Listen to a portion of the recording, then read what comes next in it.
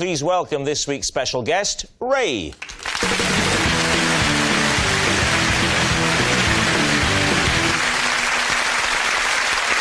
So, let's start with Susanna. How do you know Ray? This is Ray. I stole his title for downing a pint faster than anyone else on the BBC breakfast team. Dave, what is Ray to you? This is Ray, and as teenagers, we spent 2 weeks building a 35-foot-long airship in his back garden for it only to be popped by his pet cat.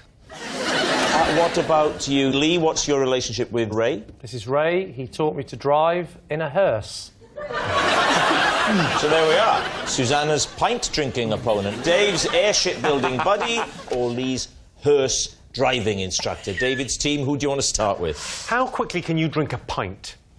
I can drink a pint in 6 seconds.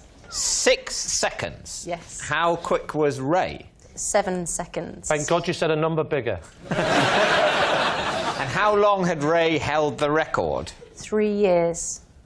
And how much less a man do you think he felt? It was a tough phone call because I had to call him to tell him that his record had gone. So you just did this at home, did you? I've had another one, Ray. Sorry. I'm really getting through it tonight. No, Ray... If you're drunk, why'd you turn northern, Jimmy? Because of the alcohol. All right.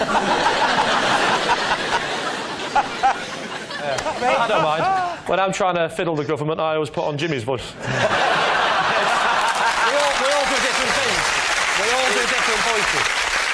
Susanna, can you just fill me in? What was his role in the breakfast team then? Ray was a floor manager of breakfast. Right. In Television Centre. I mean, Ray is famous for having the record of 7 seconds for downing a pint. But that was when we were at Television Centre in London. And then, of course, the breakfast team moved to Salford. Right. And Ray didn't come with us. I see. So the breakfast team start downing pints when? I've seen the show. I think they start before they film. I'm confident. What's the context for this pint drinking? Is it an annual... It is the annual Christmas party. What is your pint drinking technique? You have the pint. And you drink it. Quickly.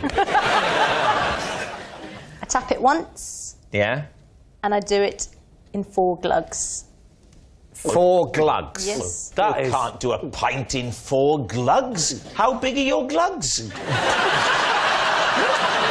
I'd like to know about the phone call. Did you want to call him straight away? Did you wait till the next day? It was the next day. Did you have to ring him? Because he's already, you know, lost his job. The place he works is closed. And so going on top of that, you may think you're remembered fondly as the fastest beer drinker here. Well, no, not even that. You've been beaten in that by one of the female presenters of the show. He didn't care. He got a new job teaching people to drive in hearses.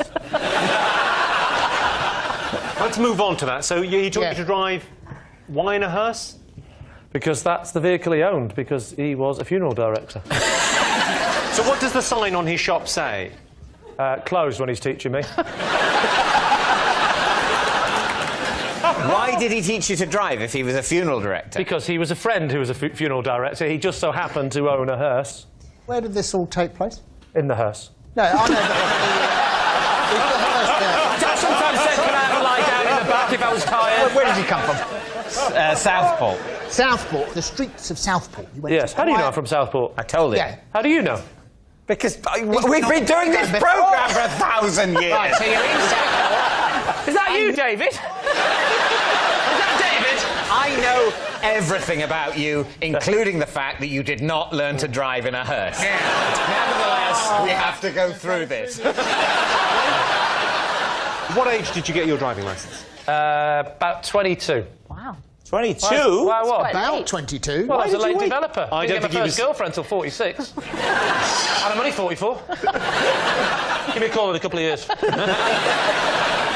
Actually, I'd like to ask you something. What the name of this funeral director? What, Ray's funeral directors? Ray's funeral directors? No, that's not my answer. I said, what? Ray's funeral directors? Yeah, and what was Ray's funeral directors called? I'll tell you now. I'll tell you what Ray's funeral directors was called. Yeah? Jones's funeral director. Jones, how does he do it? How does he come up with it so fast? When he took you out for these driving lessons, did it ever happen that you had, how shall I put it, a passenger in the back? No, but he did teach me once with a coffin in the back that didn't contain a body. It didn't contain anything. Before you go, what was in there? Did he? The cardo have got a bit more protected over their fruit and veg. Should we move on to the airship? Yes, this is Dave. So you built an airship. I mean, this seems entirely plausible to me. You built an airship in your back garden? No, in Ray's back garden. We had a mutual love of dirigibles. And how old were you when you did this? 16. What did you build your airship out of? It was mainly air. No. No, it was plastic sheeting, but it was sculpted so it did form the shape of an airship. How can you sculpt sheeting? Because the way you cut it and you put it together, when it's blown up, it will assume that shape. And was there anything underneath it? There was meant to be, but it never got that far, really. When the cat jumped on it, it was kind of put With it his out of cape commission. billowing in the wind behind It was a different cat. You have terrible trouble with cats. How did you inflate it? With a vacuum cleaner put on blow. So you blew it up with a Do they vacuum have cleaner. blow function? I don't know. Do you do the vacuuming very often? God, no! No, what about you, Jim? I don't know. I'd have to ask my people, but I imagine someone does. This is terrible to see 3 grown men who've never picked up a vacuum cleaner. Oh, I It's like, have what? picked Oh, I picked one up, yeah, but not for vacuuming. Yeah. So the idea was you actually get the shape formed, and then you heat the air that you've put in, and hopefully it would have flown. How do you heat the air once it's already in there? Crafting a gondola with 2 camping stoves on. OK, It wasn't to carry people. you said crafting a gondola. Yeah, 'cause now, we never I know got what that far all 3 of because- those words mean, but I can't get a concept out of them. In airship terminology, in dirigibles, it is a gondola that's suspended underneath the bag of gas. Oh, you know what? That fact alone, Have true. we changed channels? Where were you going to go? Venice. Just flying, really. It was I was just... thinking, next time I get locked in a bank, I want an escape plan. You see, I've been on an inflatables course where Yeah, been on it. quite I know it. inspired. Hang on. What is an inflatables course? It's for people that keep letting down the girlfriend.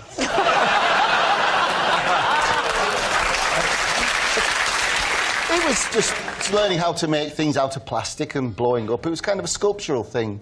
Now, let's go back to this cat. Did he jump from a tree or a wall? Backyard wall. Backyard wall? Yeah. So the cat saw this huge inflated thing and thought, I'm Bloody going hell, to I jump love on that. it. Yeah.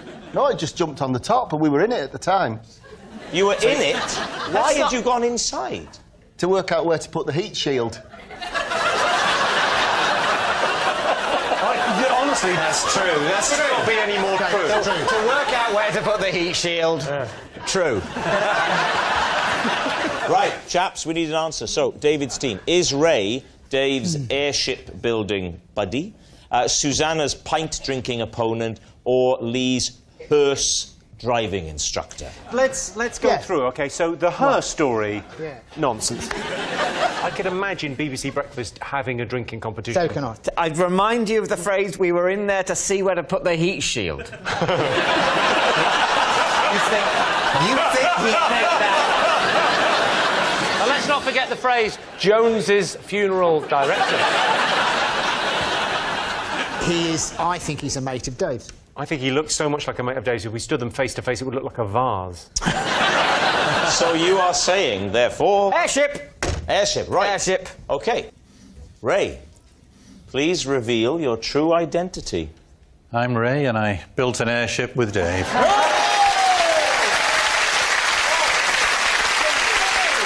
Thank you very much indeed, Ray.